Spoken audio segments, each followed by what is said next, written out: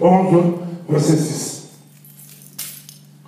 Ecclésiaste chapitre 11, verset 6. Nous continuons toujours dans le même rythme de dimanche. Mais nous prenons Ecclésiaste 11, 6. Dès le matin, sème ta sémence, et le soir, ne laisse pas reposer ta main.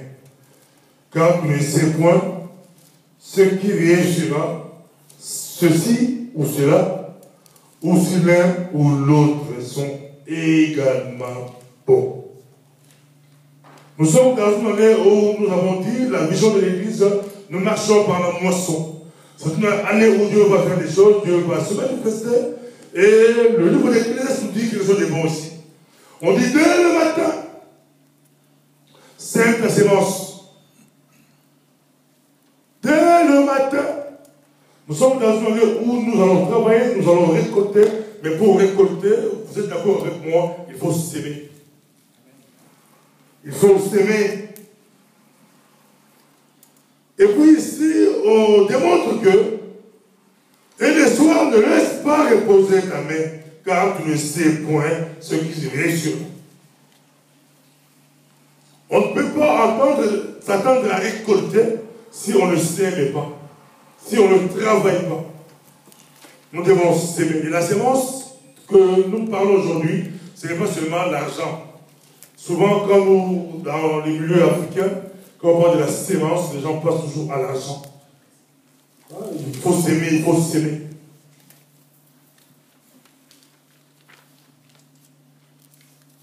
Alléluia. L'année, je crois, c'est axé beaucoup plus sur l'évangélisation, mais nous allons prendre la sémence, toutes ses formes.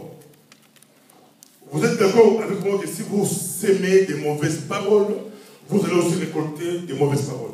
Si vous sémez des injures, vous allez aussi récolter des injures. Si vous sémez l'amour, vous allez récolter l'amour. Comme Église, comme enfant de Dieu, tout enfant de Dieu, tout homme de Dieu, la mission première de tout chrétien, c'est l'évangélisme. Dans la grande commission, Jésus dit, allez, faites de toutes les nations des disciples, les baptisant au nom du Père, du Fils et du Saint-Esprit. Allez, c'était leur mission, c'était la mission première. Souvent, nous oublions cette mission-là. Notre mission est d'annoncer l'évangile. Et ici, on nous dit, dès le matin, ça va être toujours des stratégies. Nous devons le faire quotidiennement. Faire la mission, faire l'œuvre du Seigneur. Et quand tu sèmes, la loi de la sémence et du récoltage, tu sèmes, ne t'attends pas à récolter directement. Je peux prêcher l'évangile. Par exemple, si je prends l'aspect d'évangélisation ou gagner des âmes. Je suis au boulot, je suis à l'école, je suis dans la famille. Je prêche l'évangile à une personne, à un groupe, à une famille. Je ne peux pas m'attendre à récolter directement. Ça peut prendre du temps. Ça peut prendre des années, des mois, des années. Mais toi, fais l'œuvre. Toi, sème. La sémence, c'est la parole que tu prêches. C'est la parole de Dieu que tu fais sortir, que tu parles là. C'est une sémence qui entre. Et si nous lisons beaucoup de paroles de Jésus, ça ne sert à rien de semer sur place. Il faut les semeurs jeter la sémence. Nous aussi, comme des enfants de Dieu, nous devons quotidiennement s'aimer par-ci par-là. Parler de Jésus, témoigner de Jésus. C'est tout dans une Europe où nous voyons des lois, on fait des lois. Moi, quand je vois des lois, ça me révolte. Hier, on traverse avec son papa, chez papa Jean et d'autres frères de l'église. On a un peu discuté, on est dans un deuil de notre histoire de l'église, mais on a un peu parlé aussi. Il y a des lois qu'on nomme là, il y a des lois qu'on vote. En Belgique, c'est déjà passé il y a très longtemps, 10 ans ou quoi, sur l'homosexualité, par exemple. Dimanche, on a vu un peu comment Gédéon a relevé les défis qui étaient devant lui. Il y avait une armée de Madian, des milliers qui étaient devant Gédéon pour combattre. Mais lui a avec la parole du Seigneur, avec Dieu, il avait vécu. Nous aussi, notre génération, nous avons des défis à relever. Quand nous, on était en Afrique des chrétiens, il y a plus de 20 ans, plus de 30 ans ou 15 ans, ces choses-là, on écoutait que ça va arriver, ça va s'amplifier. Mais aujourd'hui, nous les vivons. Ils font des lois. Ils font des lois. J'ai même vu aujourd'hui, il y a un pays d'Europe où il milite pour qu'on puisse accepter l'inceste. Suisse. La Suisse. Ah. Donc, il demande, le diable demande. Il demande. Bon, et pour tout ce que ces gens demandent, c'est toujours contraire à la parole du Seigneur. Or, nous sommes l'Église, ne soyons pas distraits. Ne soyons pas distraits. Il y a des thèmes qu'on peut aujourd'hui commencer même à débattre. Peut-être que je peux laisser 5 minutes à la fin, on peut débattre, donner des idées, voir que faire. Que faire? Que faire? Même vous qui travaillez avec des jeunes, il faut discuter avec eux. Eux, c'est toute notre génération par rapport à nous. Nous, c'était des sujets tabous. Mais aujourd'hui, c'est officiel. On a officialisé des choses qui sont contraires à la parole du Seigneur.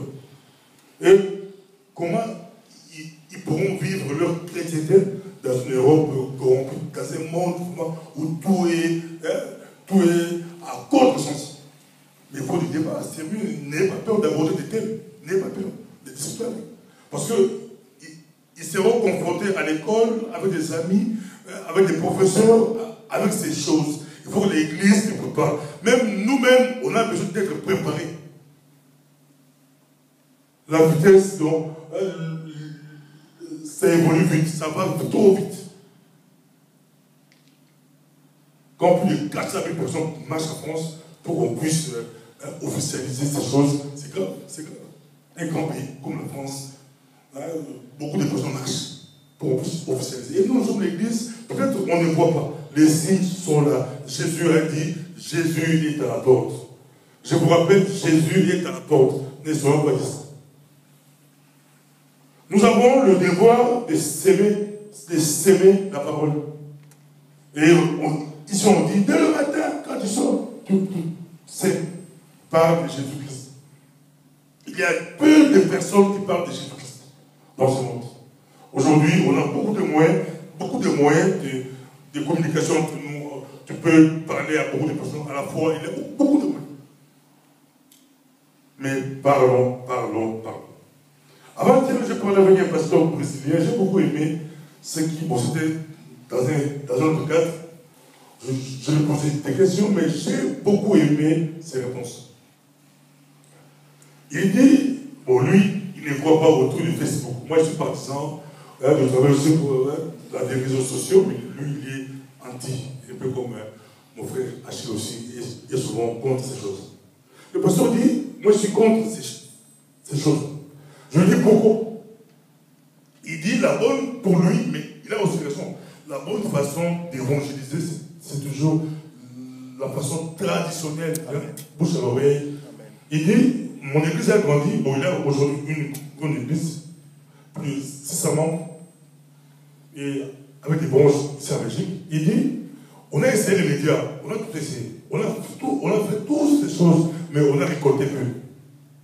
Mais quand on a amené l'église maintenant à évangéliser, avec des contacts humains réels, on a vu que notre église avait commencé à croître. Il dit, bon, je ne méprise pas d'autres méthodes là, mais pour moi, la bonne méthode, c'est, comme on dit en anglais, face to face. Aller parler avec une personne que tu connais, ton ami, ta famille, parler avec des personnes. Commençons à s'aimer, Nous sommes des messagers. Notre rôle est d'annoncer, d'évangéliser. Bon, je suis aussi pour la préparation. La préparation, c'est bon. La préparation, la formation, c'est bon. Mais quand tu fais déjà plus de 5 ans dans une église, tu as déjà une bonne part de formation informelle. Mais cette année, l'Église va organiser des formations formelles.